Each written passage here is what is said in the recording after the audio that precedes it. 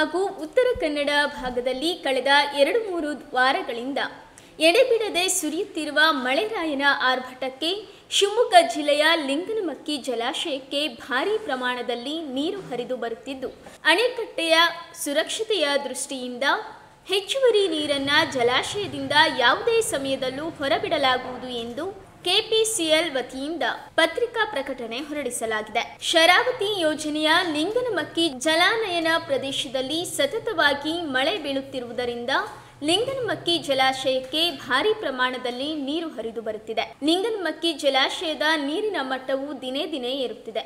ಈ ಹಿನ್ನೆಲೆಯಲ್ಲಿ ಹೆಚ್ಚುವರಿ ನೀರನ್ನು ಹೊರಬಿಡಲಾಗುವುದು ಎಂದು ಆಡಳಿತ ಮಂಡಳಿ ತಿಳಿಸಿದೆ.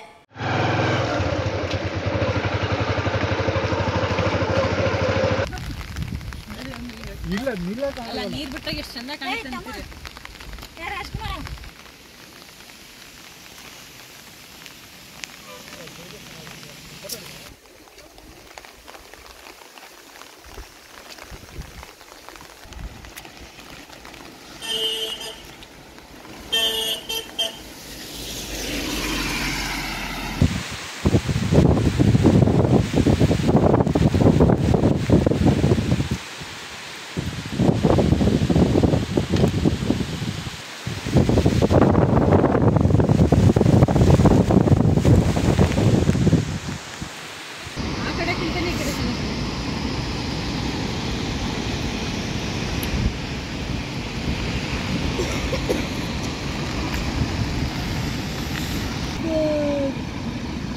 ಈಗ ಹೇಳ್ರಿ ಕ್ಯಾಮ್ರಾ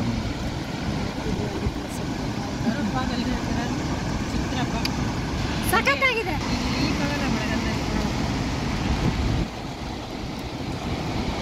ನಿಮಿಷ